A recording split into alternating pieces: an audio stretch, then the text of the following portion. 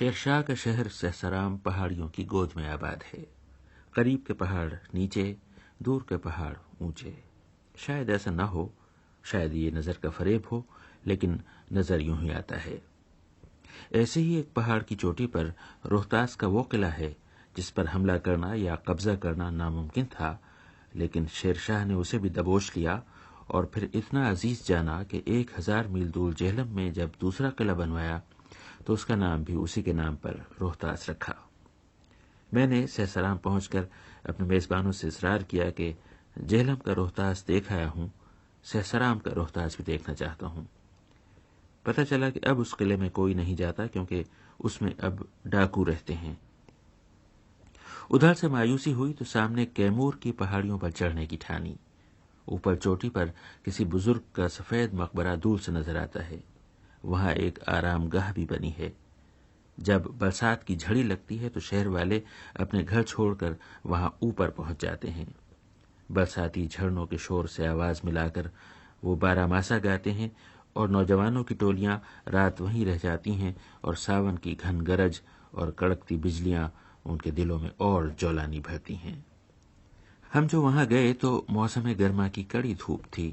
ادھر ادھر وہ غار تھے جن میں بیٹھے بودھ راہب بظاہر دنیا کے پہاڑوں کی چوٹی پر، لیکن دراصل دھیان کے سمندر کی تہ میں پہنچ جایا کرتے تھے. وہاں سے دور دور تک بہار کی سرزمین نظر آئی. بڑے بڑے کارخانے، نئی نئی آبادیاں، دھوپ میں چمکتی ہوئی ریل کی پٹریاں، نیچے تاڑی کے باغوں میں بیٹھی ہوئی بیکاروں کی ٹولیاں نشے میں دھت، اور دور شیر شاہ کے بیٹے اسلام شاہ کا ادھورا مقبرہ جو ابھی بنیادوں سے 2-4 ہاتھ اونچا اٹھا تھا کہ وقت نے کروٹ لے لی. مکمل ہو جاتا تو بڑی جھیل کے بیچ میں شاندار عمارت ہوتی جس کے 4 کونوں پر تاج محل جیسے 4 مینار ہوتے اور دنیا بھر کے سیاح اس کے سامنے کھڑے ہو کر اپنی تصویریں اترواتے. اب تو حسرت و یاس کی تصویر بنی اس کی ادھوری دیواریں ہر صبح گاؤں دیہات کی عورتوں کے لیے پردے کی آڑ فراہم کرتی ہیں. پہاڑ کے اوپر سے سہسرام کی وہ پتھریلی گلیاں بھی نظر آئیں جن میں جیالے افغانوں کی نسلیں آج تک آباد ہیں، اور گھنی مونچھوں اور چوڑے چکلے سینوں والے وہ بھوجپوری جوان جن کے بارے میں دنیا جانتی ہے کہ بڑے لڑیا ہیں اور ہمیشہ فوج میں بھرتی ہوتے رہے ہیں. سن 1857 میں جب کڑا وقت پڑا تھا تو یہیں کے کنور سنگھ، نشان سنگھ، دلاور خان اور ایک پردہ دار خاتون حاجی بیگم نے وطن کے نام پر اپنی جانوں کا سودا کیا تھا. سہسرام کے ایک بزرگ اور ایس پی جین کالج کے پرنسپل رامیشور سنگھ کشیپ صاحب نے مجھے بتایا، ہندوستان کی آزادی میں بھی سہسرام کا بہت ہی شاندار حصہ رہا، اور یہاں کے نشان سنگھ جو کنور سنگھ کے سپہ سالار تھے، یہاں کے دلاور خان، ان لوگوں نے کافی انگریزوں سے لوہا لیا اور بڑی بڑی قربانیاں دیں، اور آزادی کی لڑائی میں سہسرام کا ایک اپنا خاص استھان ہے، اس میں کوئی سندیہ نہیں ہے. میں جب سے سہسرام پہنچا تھا حاجی بیگم کی دلاوری کے قصے سن رہا تھا اور شرمندہ تھا کہ میں خود ان سے واقف نہیں. چنانچہ شہر میں اس مجاہد خاتون کے خاندان کے لوگوں کو ڈھونڈ نکالا. محمد عبد القدیر خان کی وہ پڑنانی کی والدہ تھیں. میں نے ان سے پوچھا کہ یہ حاجی بیگم کون تھیں؟ حاجی بیگم بنکش قبائل کے ایک خاندان سے تعلق رکھتی ہیں. اس کے بعد غدر کا جب زمانہ آیا تو برٹش فوج کے خلاف انہوں نے بھی کنور سنگھ کے شامل اپنا بغاوت کا علم سربلند کیا، اور جب کنور سنگھ اپنے جگدیش پور سے بھاگے تو وہ اسی محلہ پٹھن ٹولی میں، جس کو پہلے افغان ٹولی بھی کہا جاتا تھا، اس مکان میں چھپے. وہ مکان ہمارے ماموں صاحب کے قبضے میں ہے اس وقت. وہاں وہ آ کے چھپے، اور چھپنے کے بعد حاجی بیگم صاحبہ نے خود باہر آ کر کے فوجیوں کو للکارا کہ اپنے آدمیوں کو بھی للکارا کہ کیا میں عورت ہو کر کے باہر آؤں مقابلے کے لیے. تو ان لوگوں کو بھی ہمت ہوئی، اور ہمت کے ساتھ ساتھ وہ باہر نکل بھی آئیں، اور جہاں جاتی تھی وہ پردے میں تلوار باہر کر دیا کرتی تھیں اپنے، اور مقابلہ کیا وہاں پر، اور برٹش فورس کو پسپا کر دیا۔ یہ تھے سہسرام کے محمد عبد القدیر خان صاحب۔ ہاں، تو رامیشور سنگھ کشیپ صاحب ہرچند کے کالج کے پرنسپل ہیں، مگر روہتاس کے علاقے کی ثقافت سے انہیں بڑا لگاؤ ہے۔ ریڈیو کے لیے ڈرامے لکھتے لکھتے انہوں نے لوہا سنگھ کا مزاحیہ کردار تخلیق کیا، اور پھر اس کی وہ دھوم مچی کہ خود رامیشور سنگھ جی کو شہر والے اب لوہا سنگھ کہتے ہیں۔ ڈرامے میں لوہا سنگھ کا کردار وہ نہ صرف خود لکھتے ہیں بلکہ خود ہی ادا بھی کرتے ہیں۔ اس روز مزے مزے کی باتیں ہو رہی تھیں۔ میں نے رامیشور سنگھ جی سے پوچھا کہ اچھا فرض کیجئے میں جی ٹی روڈ پر بس سے اترا اور وہیں آپ کے لوہا سنگھ سے میری بھینٹ ہو گئی، تو وہ کیا کہیں گے؟ وہ آپ سے پہلے تو گلے ملیں گے اور کہیں گے کہ آپ سے مل کر کے ہمارا دل جو ہے سو بہت خوش ہوا۔ آپ تو میم اور میمن کا ملک سے آتا ہے، ہم بھی اپنا زمانہ میں کابل کا مورچہ پر ہائی کلوٹی کا میم اور میمن کا ساتھ، سارجنٹ اور جرنیل کا ساتھ بسکٹ کا مربع کھاتا تھا۔ رامیشور سنگھ کشیپ جی سہسرام کے علاقے کے رسم و رواج، ناچ گانے اور شادی بیاہ کے بارے میں مجھے بتا رہے تھے۔ انہوں نے شادی کی ایک دلچسپ رسم کا حال مجھے بتایا۔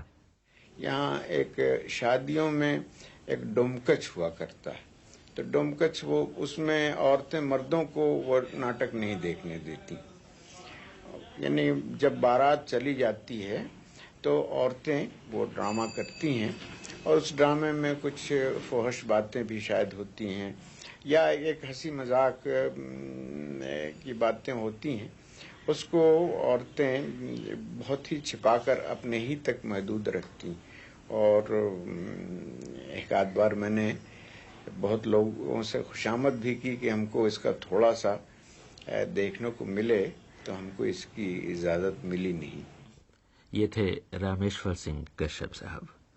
سہسرام کے ایک اور بزرگ فصیح الدین صاحب نے بھی شادی بیاہ کی دلچسپ باتیں بتائیں۔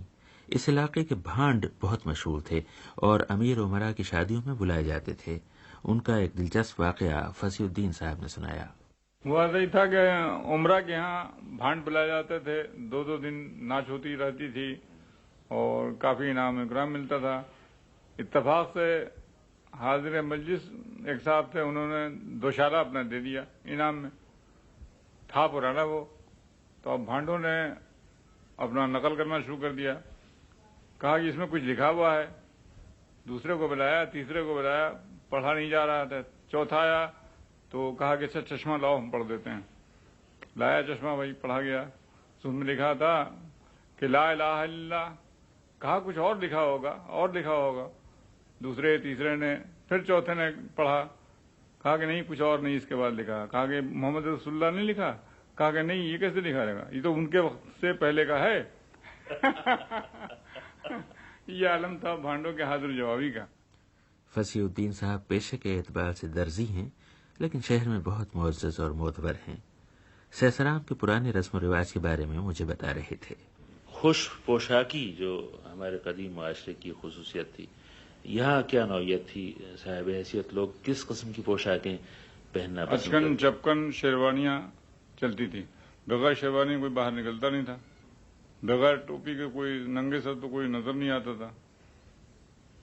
اوسط درجے کے لوگ بھی، شرفا بھی، بغیر ٹوپی کے تو بازار میں محلے میں نہیں نکلتے تھے۔ بازار کیا مانے، اب تو تہبند باندھ کے نکل آتے ہیں۔ اب تو تہبند باندھ کے نکل آتے ہیں، کوئی اصول ہی نہیں ہے۔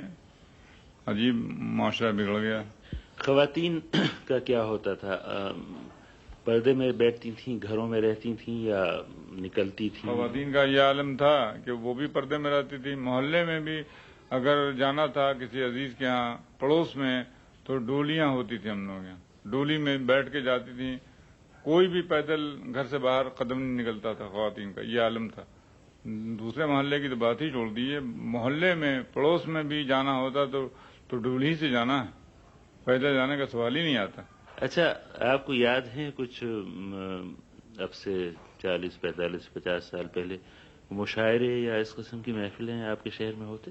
ہاں، مشاعرے ہوتے تھے یہاں، مشاعرے خاص طور پہ ہوتے تھے، ہم نے بھی کئی مشاعرے کرائے تھے۔ جی ہاں، مشاعرے خاص اہتمام سے ہوتے تھے. پڑھے لکھے آپ کے شہر میں کافی شاعر تھے یا باہر سے بھی آتے؟ نہیں، یہیں کافی شاعر تھے. یہاں تو گلی گلی میں شاعر بھرے ہیں. یہاں کا عجیب عالم ہے. یہاں کی ٹھیکری بولتی ہے. یہ سچ ہے کہ اس شہر کی ٹھیکری بھی بولتی ہے، مگر یہ بھی سچ ہے کہ بہت اچھا بولتی ہے. سہسرام والے شاعری کی جدید روایتوں سے کٹے ہوئے نہیں، اور اس کا احساس مجھے اس شام ایک شعری نشست میں ہوا.